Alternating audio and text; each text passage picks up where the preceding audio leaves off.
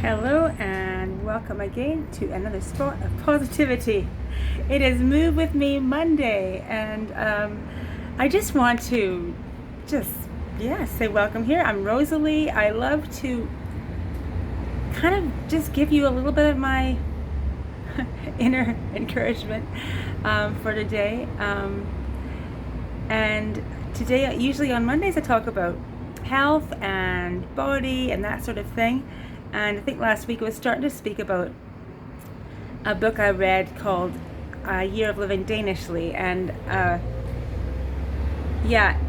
really enjoyed this book. And there was about 10 things that the lady talked about in there that are reasons that people in Denmark are happy. It is quite hot out here, and I am actually drinking my tea, but I'm going to have a sip of tea. And pardon me if I start to sweat a bit because it is hot. There we go. So I think last time I talked about trust and trusting people is one reason people in Denmark are happy. And if you're Danish and you're listening to this, I mean, I don't know very much, but I'm just telling you what I read in the book. And I do have Danish friends, and they do seem happy and very self-assured and all that kind of thing. I just found it really fascinating. The second thing that she said in there was, I get hygge. I'm not sure if I'm saying this right, but it's that Hygge. I'm sort of saying it in some kind of fusion German kind of pronunciation, but I don't know how you really say it in Denmark. I tried to look it up, and it means comfortable, cuddly, happy, warm, cozy, all that kind of stuff, which maybe is really appropriate for me to say this in the blazing Cypriot sun of summer. I am definitely very hygge right now, cozy, comfortable, happy, and it was just really, really interesting to read about this because people, I guess people can be very utilitarian, thinking as long as I'm warm enough, as long as I have what I need, as long as I'm fed, I'm safe, I have enough to drink, I'm warm enough. But this embodies more things like, putting candles on, all that kind of thing, extras, things that you wouldn't necessarily think are necessary, but for some reason they're really super duper helpful. And this is a lot of what she talked about in the book. And the author arrived in Denmark to live there for 1 year, and she arrived in January, and nobody was out and about in January. Everyone was in their house getting hygge. And please pardon me again, my pronunciation, and I'm butchering it. And it was just really fascinating. People really put a value on getting together and being together. Now, how also ironic me to speak about this in a time when we're not able to see all the friends we'd like to see. I would like to be cozy with my mom and dad in Canada and my family, other family in Scotland, and I'm not able to do that right now. But there's something about togetherness and family in there, which is another aspect. But I think this embodies the extras and making oneself feel comfortable, creating an atmosphere of comfort. And I think actually it does apply for right now, September 2020, in really weird state in the world, to make those little things count in your house, with your family. Little things is a very weird time. I'm finding it a weird time because of we're not in that extreme lockdown, and yet there's a lot of stuff happening still that would make us need to be careful, and yet not fearful. There's a lot going on, and it's those little kind of extras of comfort and stuff. Okay, we're not in the coziness of winter, but it's just one of the parts of the book, and I thought it does apply to today and this time because we have to enjoy the little things, and I did mention that before. Now, that is all I'm going to say about that book. I'll go on to the next topic of the 10 topics, 10 things, reasons of Danish happiness next week.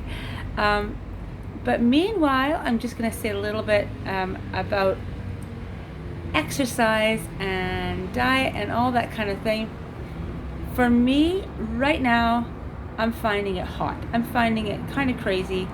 I don't relish the thought of doing my little workouts. I am trying to be careful what I eat, but I want to have really lovely icy frosty drinks often, and some of them are water and some of them are not. But I'm letting myself do it because I need some comfort.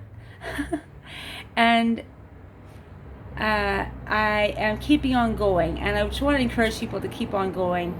And sometimes you need, a comforting word that just says, don't worry, you don't need to do anything. And sometimes you need to have a comforting word that says, keep on going. What you've done is you've come too far not to keep on going with it. And if you have been working on your diet and your exercise, that's what I want to say to you today. Keep on going, even if you feel like quitting right now. You've come too far. And I did see a friend of mine that just posted pictures of her before and after from about 3 months ago and now. And it's like, yeah, you could just say, oh, that's me, I'm done. And she, I don't know, maybe she is done. But the other option is to go, okay, I've come away, I've done well.